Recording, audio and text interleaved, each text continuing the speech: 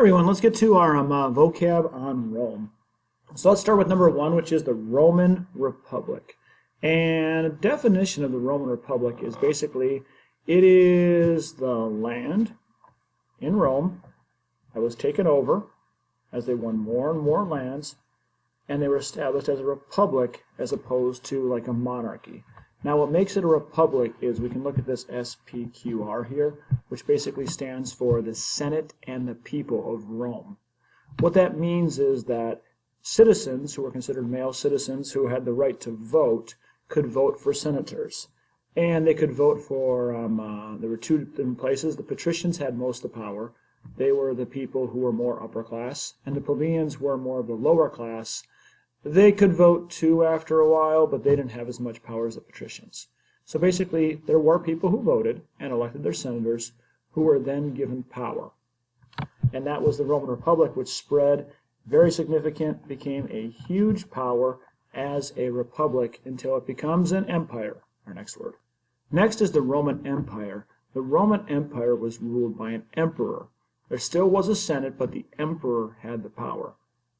Now this basically happens, here's a real quick version of it. It basically happens because Julius Caesar becomes a very popular and powerful general who starts winning a lot of battles, starts taking over land, and Julius Caesar marches on the city of Rome. In the Republic, they did allow people to become a dictator for a short period of time and have power, and they gave that to Caesar for a while. But eventually, to make it real short, is that Julius Caesar takes power from the Senate and becomes the emperor. This leads to civil war in Rome, which it leads to the next person, and Julius Caesar's murdered, he's stabbed many times, where the term backstabber comes from, by his friends, many of them in the Senate. So he's stabbed many times and Julius Caesar dies. And the person who follows him, Augustus Caesar, takes power after winning a big civil war against Mark Antony. Cleopatra is involved in Egypt, and Rome is no longer a Senate where people like the Patricians mostly vote for people in power, well, plebeians too, but not as much power.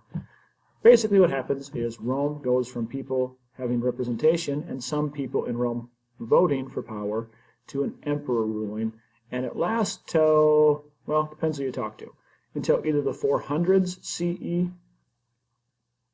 that's when the West falls, and the East keeps going on, but that's going to be called the Byzantine Empire. Now, why is this significant? Rome becomes a major power. Its influence spreads, especially in the Mediterranean region during the classical era. It's involved in the Silk Road, and trade expands during this time. They're famous for their roads and their setup of a stable government in the classical era. That was a lot, I know. All right, let's talk about Constantine. This one's kind of review. Constantine was an emperor in the Roman Empire, and what he's most famous for is the Edict of Milan, and then setting up Christianity as the religion of Rome. The Edict of Milan allowed toleration for Christianity, so it did allow more religious toleration in the Roman Empire. I wouldn't say complete religious toleration, but it did allow more, and Christians were able to practice officially. And that's what he's most known for. And he saw a sign of the cross, won a battle, and he made Christianity the religion of Rome. And that was what he's known for. I don't know whose edict was bigger, his or Ashoka's. All right, inappropriate joke. The 12 Tables. The 12 Tables are significant because these were the laws that ruled the Roman Republic. So it's kind of like we had Hammurabi's Code of Laws. This would be an advancement upon that. They're not quite as cruel as Hammurabi's Code of Laws. But they did set up some things for us that are very important for the future, like innocent till proven guilty. But these were the laws that would be established over the empire, and they're the 12 Tables that people were expected to follow in the Republic. Very historically significant because they're an advancement of laws, and they allowed the Roman Republic to be ruled in a way at that time that was seen as being more fair. Patricians would be the class in the Roman Republic who were more wealthy and had more power. In part of the Senate, in fact, a large part of the Senate, you had to be a patrician to be able to be a senator. And eventually they make tribunes who are for the plebeians, who we'll get to. But patricians were the rich upper class who had more power and were able to be senators.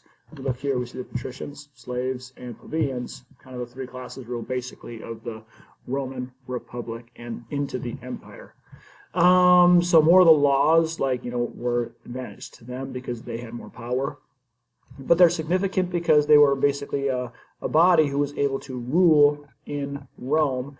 And as senators, they were elected. So it wasn't perfect democracy because the plebeians and slaves couldn't vote, obviously. But we did see at least some people could vote, and that did make Rome a republic. Our next word is the plebeians. The plebeians were people who were they weren't quite slaves, but they were free, but they were mostly the working poor in Roman society. Now, they did fight and protest for more political power. They fought and protest for the 12 tables, for example. They fought and protest and were able to get representation in the Senate, especially with the tribunes. So the plebeians were people who didn't have as much power in the Republic, not as much as the patricians. They didn't have the money that the patricians had, but they were able to get some power in the Roman Republic. They're historically significant because they showed that the people, if they united and fought, could gain some power in the classical era, and that was a pretty big thing that wasn't happening in many places. So the plebeians were the more lower class, common working people who fought for political power, were able to gain some, but definitely were still underneath the patricians in the Roman Republic. Jus gentium today is seen as international law, and this was based in the Roman Republic. That jus gentium pretty much meant that there were laws that were the same for everyone. Basically international law. There's principles behind the laws that followed for everyone. Examples will set up things like human rights, for example. So that the law should be based on international principles, things that are true for all people across the board, no matter what nation you are from. And this is what Rome tried to base their laws on.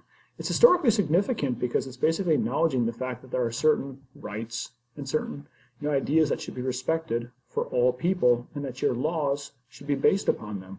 It's a pretty big move forward in law in the classical era.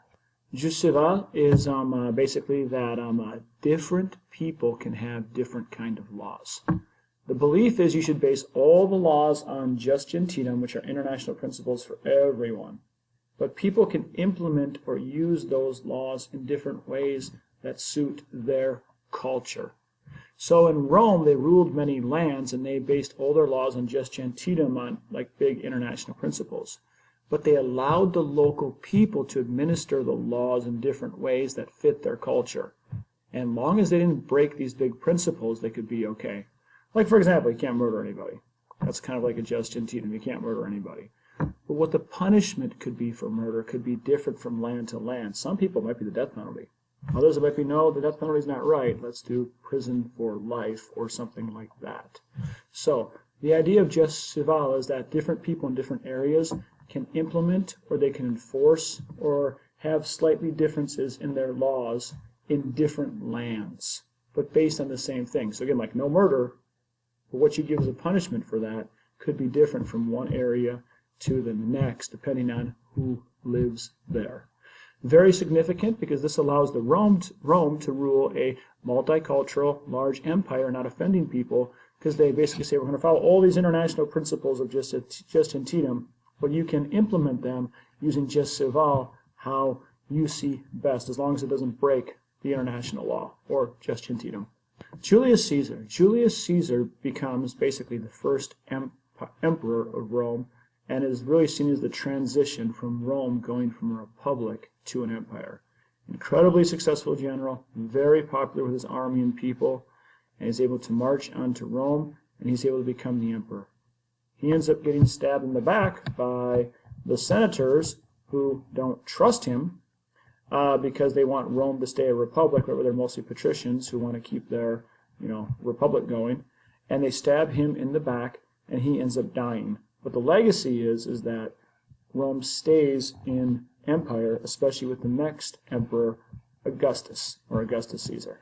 Augustus Caesar rules after Julius Caesar. Now, he becomes the heir, and he fights a civil war against Mark Antony, and ends up winning, and then becomes emperor. And when he becomes emperor, it starts a period of good emperors in Rome called Pax Romana. P-A-X-R-O-M-A-N-A, Pax Romana, which basically means the Roman peace when there's a time of peace in Rome. And that's really why he's significant, because he's the first one. Julius Caesar becomes the first emperor, but Augustus Caesar rules as an emperor and leads Rome into a period of peace, which works for a while until they get some not so good and kind of crazy emperors, which come later, and eventually the western half of the Roman Empire falls in 476 AD. So, Pax Romana, very significant for establishing peace and order in Rome for definitely the first 100, 150 years of the Roman Empire.